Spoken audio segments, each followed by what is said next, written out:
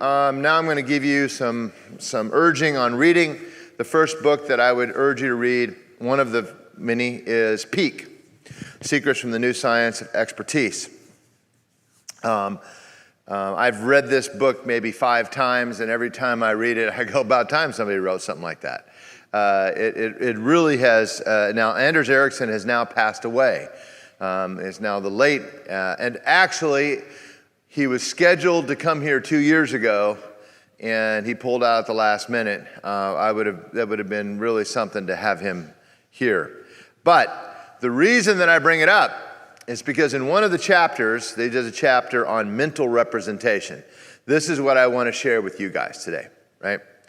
On the subhead, Finding an Answer, on page 68 of the book Peak, this is to me, very telling. I think I sent it to Randy and our staff not too long ago about mental representations. In the New York Times, a column by Lisa Sanders was entitled, Think Like a Doctor. In the New York Times, about every couple weeks or so, she would come out and she would pose a medical mystery, a real case that initially puzzled the clinicians who encountered it, and was in essence a newspaper version of the episode of House MD, if any of you have ever watched that show, right? And always, if you ever notice this, I'm going to ruin it for you. They're going to try 3 things, and the first 2 almost kill the patient, and the third one almost always is the answer. So just kind of formulaic. And once you do that, so I just ruined it for Jim. He's like, oh no, that's right. All right. But Sanders gave the readers enough information to solve the case and later reveals the answer. Now, you can imagine a lot of people like to do that. They like to play doctor, right? You guys know this. How many of your parents like to play coach, right? Everybody likes to, like Rick Lynch says, every male that has a son that's playing age can do 2 things. They can boil water and they can teach hitting. That's what Rick Lynch says. So everybody has a theory on everything, right? And so she let them try to be doctor. Well, here's the results. A vast majority of the readers failed. 97% of the readers failed to find the answer, right? So let's just unpack this together. If somebody gives you some advice on your health, you probably shouldn't listen to it. I'm just saying, because 97% they get it wrong most of the time, right? Almost all medical students. So now we go to medical students, right? They're better, right? They're in medical school. 80% of them couldn't solve it. High percent of interns, first year residents, 73. So they get a little bit better as they start in there. 70% of family practitioners, right, failed. They didn't get it. So when a family practitioner sends you to a specialist, that's a good thing, right? You don't want him trying to solve something that he can't solve. 30% of medical experts, even in that specific field, failed the question, right? They missed it, 30%. Only 5 to 15% of the medical field are very good at solving these sorts of mysteries on a regular basis. And only 3% of them are House or Sherlock Holmes, and that's why we have the Mayo Clinic, for example, right? So what does that mean for us? Well, here's what it means. So you have to improve the quality of your mental representations, and very well, that's why you're here. That's one of the reasons that you do this, and you do multiple other things, not just this, multiple other things in your career, is to become better at mental representations. And so what they said is you take, I don't know how many of you play chess, but they said, here's the difference between the basic chess player and the expert. The expert sees patterns, much larger patterns, and we only see limited. We see the rook moves like this and the knight moves like this, and so the old saying is that, the other person is playing checkers and Belichick is playing chess. That's exactly right. They see patterns, and that's really the reason I believe that someone like a Saban or a Belichick, one of the reasons that they're so exceptional is that they do see patterns. Soccer, they said the same thing. What they did is they say the elite soccer player, they'll show a field and the ball will be kicked and they'll freeze it and let the person see the field. And of course, I'm not a soccer player, so if you did that, I would go 24 is tall, right? I mean, I don't know what I'm supposed to be looking at. But an elite soccer player would go, oh, that's going to be open there. That's like they see the pattern before it actually happens. So, for example, they would say that Gretzky would say that he would go to where the puck is going to be, not to where the puck is, right? So it's the same thing. A mental representation is you see a pattern and you're much quicker at being able to adjust that pattern. Now, I just was talking to Randy about this yesterday, that I live with this in my own life quite a bit now. When I see pitching patterns, when I see things, it's now easy for me. I can watch something and I go, oh, this is going to be a problem with this, right? Way better than I used to 10 years ago. Like this guy is going to have, it happens all the time. Matter of fact, they'll be throwing, our boot camp will be here. They'll throw with Coach Wallace out there on the 6-pack.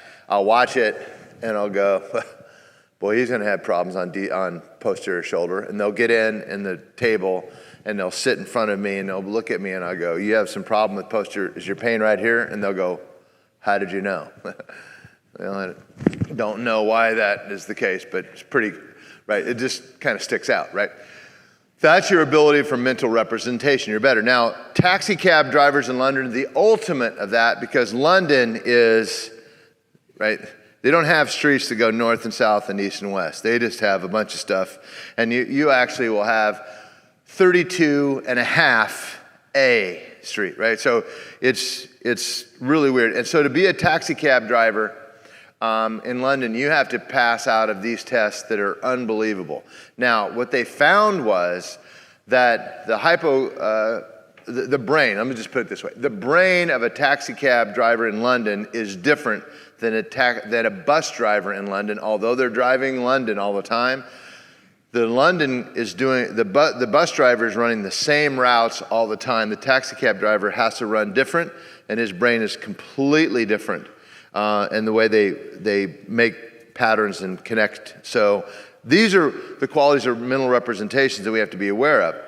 So now I go to the second book, The Sniper Mind. And this is remarkable, and this goes to the essence of what we're trying to do with training. Craig Harrison is credited with the longest kill, 8,120 feet. Right? If you're a hunter, you just know just how crazy that is, right? Some of you guys are hunting deer. If I said you got to shoot a deer 8,120 feet, you probably said you need to have another beer, right? That's insane. But Platoon Harrison was entrusted to protect. Came under brutal and heavy ambush from Taliban forces, primarily from a machine gun position on an elevated, well-covered position more than a mile beyond Harrison's expected assistance. He's there to help the group. Here's the problem. He's on the wrong hill, right? The problem happened a mile before they got to him where he could protect him. Right? So if you're in this reconnaissance, that's bad news. The guy that's supposed to protect you is a mile away from when he can protect you, right? But lives were hanging by a thread. So let me just read this to you really quick. The rifle Harrison was using, it's just important to understand about tools. The rifle Harrison was using is designed to achieve first round hit at 2,000 feet or 600 meters. Which is, if you're a hunter, you know that's still far. That's amazingly far. And harassing fire, that means that I hit you enough that you have to duck or you go, oh crap, right? And but you're not supposed to actually hit anything. You're just supposed to be able to harass, right? And then British snipers have recorded kill shots at 5,000 feet. And the machine gun Harrison was looking at to silence that day, however, was positioned more than 3,000 feet further than the longest kill shot that they had recorded. So here's what he was dealing with. Distance, temperature, elevation, wind. You think you had a bad day, right? Or a tough day, right? He's got distance, temperature, elevation, wind, type of ammunition, temperature of the ammunition, type of rifle, temperature of the muzzle of the rifle. If I shot 4 times, that changes everything. The rifle now warms up and it changes everything. The effect of He's shooting it so far away that the Earth curvature affects, right? Can you imagine that, right? And hit his target that he was trying to hit was lying in a prone position. And he killed him, and then several seconds later, duplicated the feat and killed his partner, right? The bullets took nearly 3 seconds to travel, and his aim was some 56 feet away from his target, right? Now, here is what I would like you to draw from this. What I've done with Garrett and what we've done with our pitchers called the sniper's decision tree. I like to refer to it as the pitcher's decision tree or the hitter's decision tree, right? What you need to do is you need to run through those decisions quickly so your mental representations are better, so you do it automatically, right?